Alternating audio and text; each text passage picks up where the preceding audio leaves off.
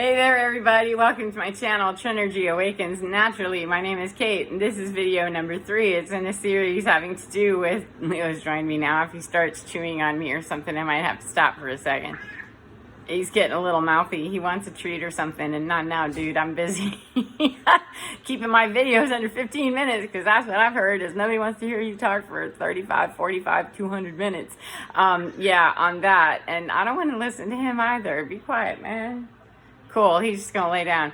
Anyhow, this is the companion video 1 and 2, or should already be up, that Elon Musk, who is, got his hands in a lot of different pots, and he has, he's the head of SpaceX and Tesla and a whole bunch of other stuff. He's a forward thinker and one of the wealthiest men on the planet. I don't know anything about him personally. I'm not not endorsing him. I'm not doing any of that because I don't know him. And I'd never seen him in a live interview until I saw his opening monologue for Saturday Night Live, and which he just did. A couple of days ago, I guess, the BBC announced, well, I was reading it on BBC and not something in the USA. I don't know. I live in the United States. However, I didn't see the show, and so I clicked on the link, and he's announcing to the world that he has Aspergers, and I was so delighted that people were clapping and very happy to receive him. And so this is the Dorkfish video having to do with, I have Aspergers too, man, and I'm so glad to know that someone who's sending stuff into outer space and is renewable resources on Earth and finding ways for us to go beyond just our gravitational pull of bull, whatever it be, scientifically or quantumly, he's doing it, and he's got Asperger's. And the same article that I read about him being on Saturday Night Live, I also read that, and I don't have this verified, so don't hold me to that one. Go do your own research. That Albert Einstein was believed to be Asperger's-y, and autistic is really what they call it these days. It's been relabeled, and humans like to refigure, rejigger, retool, and reschool. I don't know why. We like to rename and stuff, so they have gone from it being Asperger's to now it's autistic spectrum disorder in the DSM, which I could care less, man. Let's just get the right diagnosis and don't be handing people a whole bunch of over-the-counter or behind the counter, above the counter, below the counter. Don't be handing people a bunch of meds to fix stuff that's wrong in their head when that's not what was wrong with me. I have the diagnosis of autism, and so does he. And it was nice to hear him because he talks to his mom standing right there, and he mentioned, again, I already have a couple of videos that, mentioned this interview, or this Saturday Night Live skit that he did, his opening monologue. That's all I watched of it. I just watched his opening 4 or 5 minutes, whatever it is, that he's got his mom there, and he says one of the things that's most commonly asked of me is, what was I like as a kid? And he answers, pretty quickly that, yeah, pretty much the same as what you see right now, just a smaller version of me, and it's pretty much the same way. And anyhow, he goes on in that opening monologue to bring his mom on. This is my mom, May, the month of May with an E at the end. And she's joking and saying to him, thank you for, explaining that and spelling that for everyone. Which I found that hilarious because I'll give you, a bucket full of useless information all day long. What he invented, this is what made me laugh, and I have no idea whether I'm going with what I said in my last video or not. I'm kind of on my own little, Asperger's moment, that he was talking to his mom after he mentions that, yeah, I'm pretty much the same as I was when I was a little kid. I just was a smaller version. I'm just grown up, And he's obviously able to do a whole lot of math that I personally can't do. Numbers look funky. It ain't happening. And I still have to break out fingers, toes, and a calculator if I really want to do some ciphering, However, I understand quantum principle and universal law very, very well. Thanks. Just please don't insult my intelligence, and please don't assume that because I'm having trouble with my comms issue or with you, that I'm an idiot, And I think a lot of people have made the assumption, where we do that as human beings, we make bad assumptions. 444. We make bad assumptions because that's kind of what we're taught to do, and I want to say, please stop that boo, please, because it devalues me and you, and it makes communication just next to impossible. So I was super glad that here's this bazillionaire dad who's got a child, with a name that nobody really knows how to pronounce. It's cat runs across keyboard. I thought that was hilarious. I wouldn't name my child, whatever that is. I mean, I honestly don't know how you pronounce it. He just said, it shows on the screen, he says cat running across keyboard. Okay, whatever.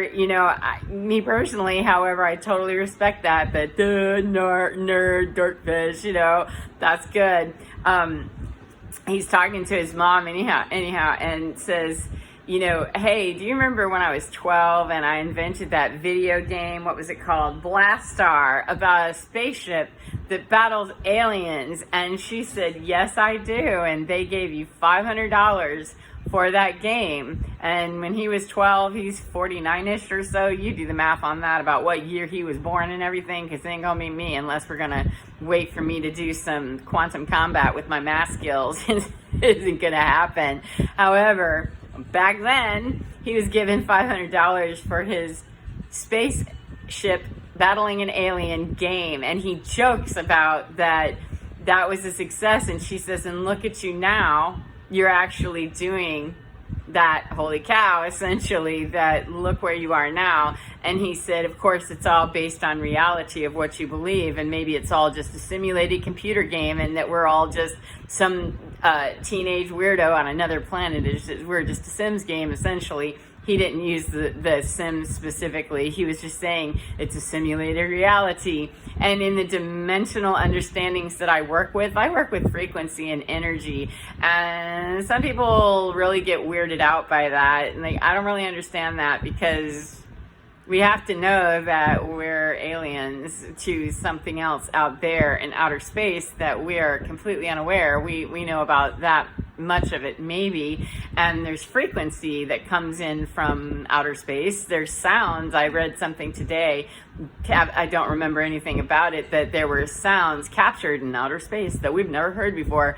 What do you know? There's sounds here on Earth that we've never heard? I'm sure there are. And if there's sounds out there that are being captured by our vehicles that are launching into space, that we're recording sounds and seeing light, quasar pulses, etc., science is saying, yeah, there's a whole bunch of Aspergers, weird stuff that we don't know. And we're back here on Earth trying to relabel, redefine, and keep everybody out of their divine for as long as we can't put them into a little container. And I cannot stand that. So I'm glad his mom was there to joke with him and say, well, I'm glad that you clarified for everybody that my name is May, and it's spelled M-A-Y-E, because that's important to me. To him it was, who knows why. And he's a little awkward. He's kind of funky, and I totally dug it. 808.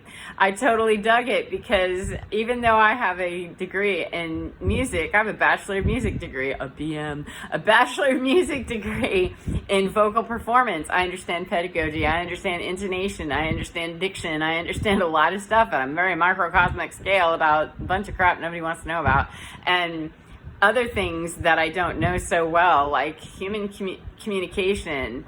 Comms are very difficult sometimes, and so I could see his kind of awkward. He does have a little bit of intonation, whatever, the timing on that, etc. And I did a lot of time in theater. I've done a lot of time on a stage, and so I learned kind of the pace and the intonation, etc. However, there's plenty of times whenever I sound awkward as hell and wondering, what am I doing? What are they saying? I don't get this. And it can be coming across as, what a moron. And if I'm in one of those panicky moments, something I read, I don't think it had anything to do with him. It wasn't about him specifically, Elon Musk. However, it said that Aspergers people, love that, the Aspies, if I wanted to be in a label, that's the one that's closest to get me to my divinity of other people understanding me and my divinity and my frequency, then please go there, and then don't land very long, with trying to figure me out. It might be serving yourself better to figure yourself out about why you care how to label me, but that's just me. That a lot of people over the years of trying to help me were offering up all these different tools that didn't work because they frustrated me, they angered me, they like, just leave me alone, don't touch me, or do touch me right now, I just need a hug, I need this, and I couldn't convey that. I didn't know how to say that, and I didn't understand because I've got all these conventional methods in therapy and psychotherapy couch, for a lot of years. The best psychotherapy was, go through a divorce and figure it out on my own. And it was very brutal. It was ugly. It was sad. It was, horrible, etc. I wouldn't recommend it. I mean, if you want to lose 200 pounds in a real quick minute or two, you can do the divorce diet. I highly would not recommend that. I would highly recommend that, do something a little less brutal. However, I did learn through that experience that I'm too old to play the game. And this dude, he was weird, with his rude-tude and perceivedly rude-tude back when he was 12, making a video game that netted him $500 way back then. And now he's one of the wealthiest men on the planet, and he's getting vehicles that are reusable, renewable, and taking our astronauts plus international astronauts up to the International Space Station. He's on the leading edge of thought. And I have a lot of respect for that because I'm not ever going to be able to do the math and the quantum science end of that in terms of the equations. However, doesn't make me a moron, doesn't make me an idiot, and can make me look like a real, what the hell is that? If I'm talking to somebody who's very educated about something and I'm asking questions that sound stupid, it's because I'm a nerd, kind of, I guess, or darkfish or whatever. I'm answering whatever the call is in me. And that's been a really interesting trip through my divinity to get the right label, stick with that, skip all those meds and the quantum combat on that of trying to redefine me so that I am more comfortable for thee. That's something in you, boo-boo, not me. And the same is true for me, that if I'm trying to fix thee, that's me. I got to go back to my lab and not be doing Frankenstein action your way on what's so bad about you. That's me, because I don't, 1212, thank you. I don't have a need when I'm really answering my divinity and everything that I'm about. Leo's going to give us a little bit of bath. 1222. When I'm really answering my own need and what I'm about, I really don't have a need to be out here with a shout or any kind of anything. When I'm feeling that, abrasive, very quick, when I'm feeling that, that's about me. Because human beings were not designed. Our nervous systems, our intrinsic understanding of who we are and what we are, is that we have autonomy. We know that. We have our personal sovereignty.